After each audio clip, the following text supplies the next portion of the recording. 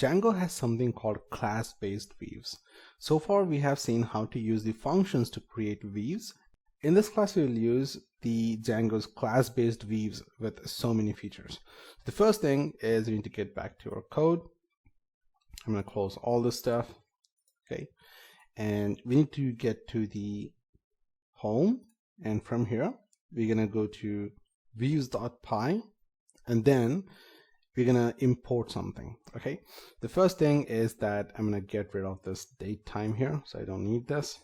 Okay, and also I'm going to get rid of these items inside this.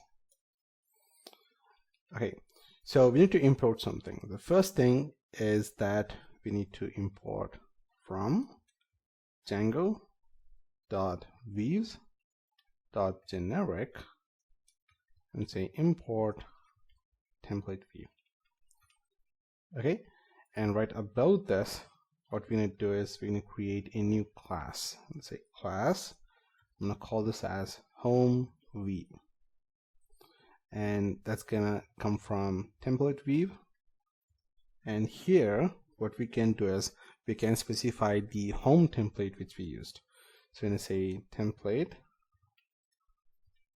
underscore name, and then we're going to set that to home slash welcome.html. Okay, so now we don't need this, so I'm just going to get rid of this one. Okay, so let's get back to our templates, home.html, and instead of this we're going to say you are viewing this from class based views. Okay, so let's save that. So let's get back to this one, and now that we have modified this, we need to add some changes to the urls.py. So I'm going to go to this urls.py file, and we have this blank file over here. So what we're going to do is we're going to get rid of this part over here, and then we're going to say views dot home view, and you're going to say as view. Okay, so we're going to display that as view. Let's save that. Okay, that's going to fix it.